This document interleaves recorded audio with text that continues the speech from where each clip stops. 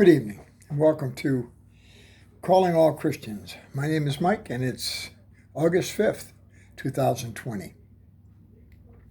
It's about 8:30 in the evening, and I hope this finds you well. I haven't done a video in a while, and I'm trying this one on my phone. Sometimes on the computer it works good. I don't have the cords in front of this one, but I'm still behind the flesh prison, inside the flesh prison with Jesus, and trying to listen to him and do what he asks and let him lead me, because it's much better when he leads me than I lead myself, because I can lead myself wrong, but when he leads us, it's always right. And that's what I hope everybody gets. I got a nice letter from a friend David, who I met through this, doing this on this website. And David's in Australia. Australia, I guess, from what I gather on the internet, they've gone into another full lockdown of all the people. It's pretty sad. I don't know if you watch a lot of the stuff here in the States. I watch a lot of the alternative media information coming out.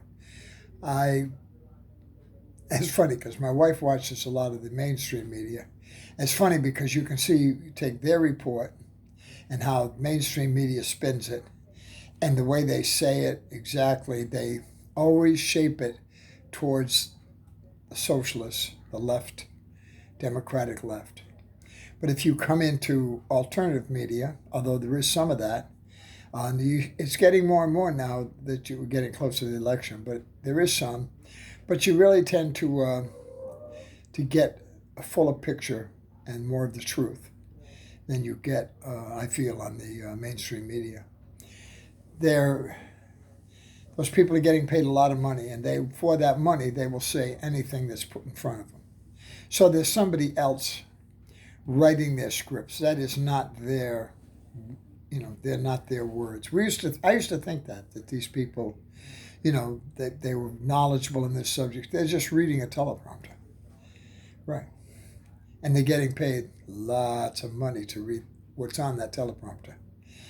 And they have to make everyone believe that they believe that and that that's the truth, even if it's a lie. And they know. People aren't that stupid. They're not. I don't care what people say on these things. That's what's so, I think, for me, because, and that's one of the great things about following Jesus. You'll never get told a lie. Not with him. Sometimes you don't like his truth, but it is the truth. And if you listen to him and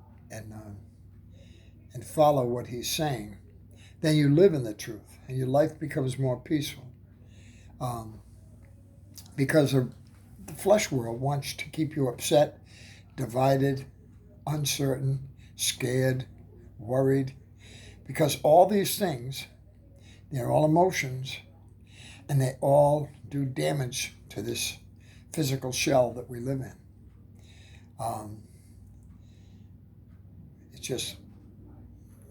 It's just people crazy. It's like wearing that mask over your face. I'm sorry, but if God wanted us to breathe through a mask, he would have had us born that way. But because you're breathing in nothing but your, the toxins that your body is excreting, which it doesn't need and doesn't want, and God doesn't want you to have those. You're collecting them in that mask and breathing them back into your body. Over a long period of time, your immune system will become damaged. Therefore, you'll fall quickly sick to most viruses that are out there, and there's lots of them out there. This, to me, it's just, I can't believe when I see people doing this. I really can't. If you went and bought a mask, read the label on the box. There's a warning on that box. Okay? Or on the plastic piece of thing. There's a warning on it. Yeah. And that warning says that this does not protect you from the COVID virus. Won't do it. Won't protect you from any virus. So, yet people wear them like it's saving their life or something. I mean, if that's what they choose, hey, it's a free country, or at least for a while anyway. I think we're going to all have to stand up, and it looks like it's coming pretty soon. And that's why it's so important to get close to Jesus, because he is our protection. Even though we may not feel that a lot of times, he's definitely our protection. And he will, he's always there for us, always. It's we that don't realize or don't have the faith and belief that we need to have that he's really there. And if you need something, he already knows what you need. And if you have that faith and trust, you get it. If you don't, then you don't get it. That doesn't, you got to try a little harder. You got to try to increase your faith and trust. And then all of a sudden things will start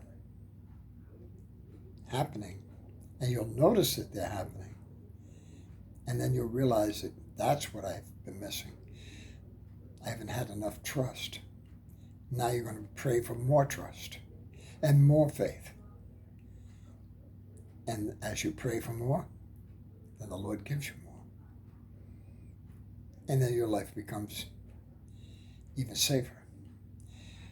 Oh, are bad things still going to happen? Sure, they're always going to happen. I don't care what we say. If that were true, then Jesus wouldn't have died on a cross. There was lots of ways to die. But that was the way the Roman Empire had it set up. And that was his destiny. He even asked his Father in Gethsemane, if you can let this one pass, I'll take the pass. But your will be done, not mine. And that's what we all need to shoot for. The closer you get to that, the more peaceful your life becomes. But it's hard to do because we've been ingrained in this world. We grew up, and even our parents and their parents and their parents and their parents before them, they didn't realize how controlled they really were. They tried doing their best. They didn't realize that a lot of the things they were telling us really weren't true. They're true in their minds because they were told it was true, and they believed it. That's why we have to read our Bible every day. That's the only truth you should believe in, and the only things that you should let guide your life are what's in that Bible. It has the answer for every single problem and every single situation that God presents to you. They're all in there, and they will help you through all of it. Whatever, and God presents different circumstances to each one. My circumstances may not be your circumstances. Some of them may be.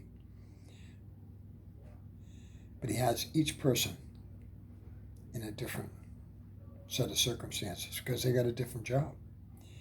And when we're doing his job, then our life becomes more together, more focused. Okay, let's see what have I got for minutes here. It's only 9. I had to pick it up because the letters are so small. Numbers are so small. But I can send this right from my phone, so I could do these basically anywhere I go. And basically, in a day, you should be following Jesus all day long. Everywhere you go, you should be thinking about Jesus. And when you look around, you see a circumstance, say, Lord, what does that mean? Okay, is that something I should pay attention to? Sometimes it is, sometimes it isn't. Sometimes it's a lesson for you. Sometimes it's a warning for you to stay away from that. And it all is done through his will. everything.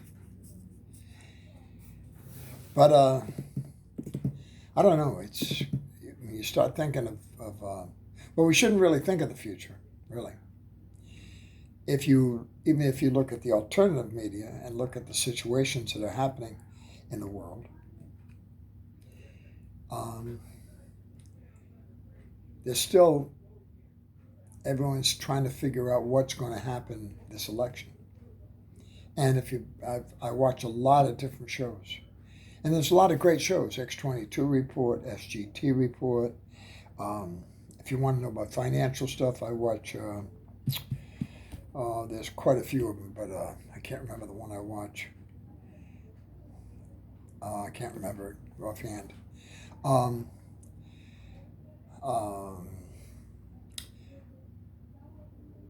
The Flicks one, High Impact Flicks, he's good. That's Brian. I like Officer Tatum. He was an ex-police officer, and he's a straight shooter too, and very much into Jesus, which is a good thing. So many. There was Max Egan. He was great. They shut him off because your tech companies, your big companies, they're all protected because they're all part of the game. They're part of the team, yeah, the club, and the rest of us are not in the club. No, even the people working for them, they think they're in the club. But once the club gets what it wants, if it gets what it wants, those people are going to be going just like the rest. But anyway, I was getting back to, people tend to look to the future. What's going to happen November 3rd? Well, what's going to happen August 5th? What did happen August 5th? Okay? In your life, in my life, today I made some peanut butter cookies. Came out real good too. And I made a chicken noodle soup for the first time, homemade. Came out pretty good. I'm doing all the cooking because my wife broke her right arm. She's right-handed, so it'll be a few more weeks before she can start, doing more exercises with that arm, and it's healing good. So that's we thank Jesus for that. And so I have to do that. And I haven't put up a video, and I should be putting up a video every day. But I watch this stuff, and it's like, I don't know. I can't stand watching mainstream media. And the sports teams, they're unbelievable. And the more people that speak out and speak the truth, their superiors that they're part of, in whatever company they're in or wherever their superiors end up firing them. Sometimes because the superiors see there's no insurance coverage. So if somebody gets COVID in your company, they're going to, they want to sue you. That's why a lot of these restaurants and stuff, that's why they, set up to social distancing and the masks and all the other stuff, because they're afraid to get sued. And believe me, there'll be enough people out there, oh yeah, well, I went in that restaurant and oh man, I got COVID and I want to sue those people. But if they've got protections, right? And then the governors and mayors of a lot of these towns throughout the states, more democratically controlled. But there's other ones. I live in Massachusetts, and we got a Republican governor. He shut the state down. Okay. He's, well, actually, I think his is the Attorney General. She's a definite leftist. But anyway, people are going to have to remember these things. These people that did this, even if they thought they had the best of intentions, they need to be voted out of office. Put somebody else in. And myself personally, what is the better of two evils, because basically you have bad in the Republican Party and bad in the Democrat. But the worst of two evils is the Democrats. So I'd be reading all the ballots, and anytime you see a Republican, Democrat, I'd vote Republican.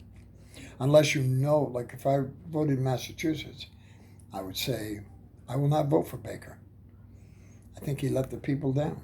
He didn't let the leftists down, but he let the people down of the state. So I would vote for another Republican. I wouldn't vote for a Democrat. And although it's unfortunate because there probably are some good Democrats, but you would have to know every race, and people are going to have to start paying attention. The things they want to do, they're trying to overthrow this country and make it a communist country. The first step to communism is socialism. And if you don't know that, if you're coming out of school and they've taught you at school that socialism is, then you find me a socialist country that's doing great. Because you won't find one. No. You won't find one on there. Oh, yeah, Sweden. No. That's not socialism. It's parts of socialism, maybe, but not socialism. And socialism turns to communism.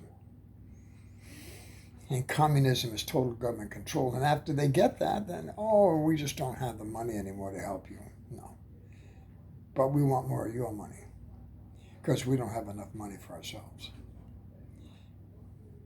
We haven't even seen anything yet. That's why it's so important.